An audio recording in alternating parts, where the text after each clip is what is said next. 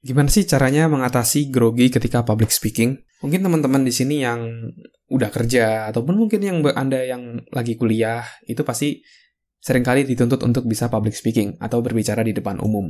Entah untuk presentasi tugas, atau presentasi kerjaan, atau mengungkapkan idenya. Atau mungkin Anda calon pemimpin, calon leader, tentunya Anda pasti harus memiliki kemampuan public speaking agar Anda bisa memimpin tim Anda. Jadi ini adalah skill yang sangat penting banget untuk Anda bisa kuasai. Nah, tapi kendalanya adalah kadang-kadang kita udah siap-siap nih, udah prepare. Tapi ketika di depan panggung, itu kita groginya minta ampun. Kaki gemeteran, keringetan, bahkan kalau udah parah kadang-kadang sampai mules gitu. Saya pernah merasakannya juga. Nah, lalu gimana caranya untuk bisa mengatasi hal tersebut? Yang pertama adalah kita harus peka dengan kata-kata yang kita gunakan. Ketika kita mau public speaking, lalu dalam pikiran kita, kalau gagal gimana ya? Kalau salah gimana ya? Kalau orang nggak suka gimana ya? Kita akan jadi takut untuk bisa ngomong. Kita akan jadi takut salah. Karena kata-kata kita itu akan mempengaruhi emosi kita. Maka dari itu, pastikan kita menggunakan kata-kata yang mendukung diri kita, sehingga emosi kita akan sesuai, akan cocok, dan mendukung dari tindakan yang akan kita lakukan. Jadi dari kata-kata misalnya, kalau saya gagal gimana ya? Kalau orang lain nggak suka gimana ya? Lebih baik diubah menjadi, kalau saya berhasil gimana ya? Kalau misalnya orang lain justru suka gimana ya? Kalau ternyata yang saya sharingkan bisa bermanfaat buat dia, seperti apa ya? Atau mungkin ditambah lagi, pertanyaan yang fokus pada solusi. Caranya supaya saya nggak grogi gimana ya? Apa yang harus saya siapkan ya? Nah, kita bisa menggunakan kata-kata tersebut, menggunakan pertanyaan-pertanyaan tersebut untuk mendukung diri kita, untuk jauh lebih siap untuk bisa take action, untuk mengurangi rasa grogi ketika kita mau public speaking.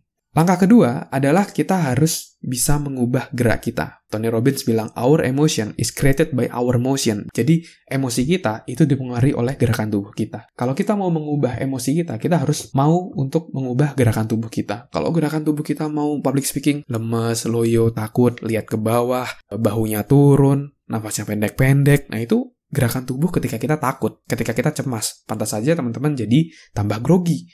Karena gerakan tubuhnya seperti itu. Nah, solusinya adalah kita harus bisa mengubah gerakan tubuh kita. Dari yang awalnya takut, cemas seperti itu, diubah. Bagaimana gerakan tubuh kita ketika kita full percaya diri. Bagaimana kita berdiri, bagaimana kita bernafas, bagaimana bahu kita, bagaimana mata kita, bagaimana mimik wajah kita. Nah, itu kita ubah dulu. Jadi ketika kita grogi, nah kita sadari nih, waduh, gerakan tubuh saya begini nih, ya udah diubah aja. Walaupun mungkin saat itu grogi, walaupun saat itu mungkin cemas, tapi diubah aja gerakan tubuhnya. Berdiri lebih tegap, lebih percaya diri, seperti situasi dimana ketika teman-teman full percaya diri, kayak gitu. Ada yang mengatakan bahwa fake it till you make it. Jadi kita pura-pura aja dulu sampai akhirnya benar-benar kejadian. Jadi teman-teman pura-pura aja dulu percaya diri. Nanti lama-lama juga teman-teman benar-benar percaya diri sendiri gitu. Seakan-akan dulu.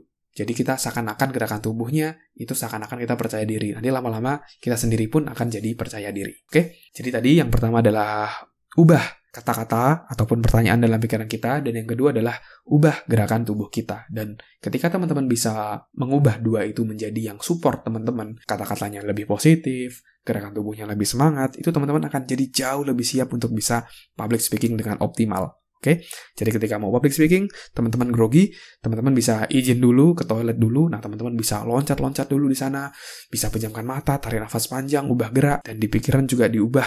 Kalau saya berhasil gimana? Caranya biar sukses gimana? Kalau orang lain justru mendapatkan manfaat dari apa yang saya berikan seperti apa? Ubah dengan seperti itu akan membuat teman-teman akan jadi jauh lebih percaya diri dan bisa mengurangi sampai menghilangkan grogi yang teman-teman rasakan. Oke teman-teman, thank you sudah mendengarkan podcast kali ini. Semoga bisa memberikan manfaat. Kalau teman-teman merasa mendapatkan manfaat dari podcast ini, teman-teman bisa juga sharing kepada lebih banyak orang lainnya, orang-orang terdekat Anda, agar mereka juga terus bertumbuh dan mendapatkan manfaat dari podcast ini. Dan juga jangan lupa, teman-teman bisa connect dengan saya dengan cara follow Instagram saya @andreasbordes. Teman-teman bisa juga DM saya untuk memberikan pertanyaan yang nanti akan saya bahas juga di podcast ini. Oke, thank you teman-teman sudah mendengarkan podcast kali ini. Semoga bisa bermanfaat. Sukses selalu untuk kita semua.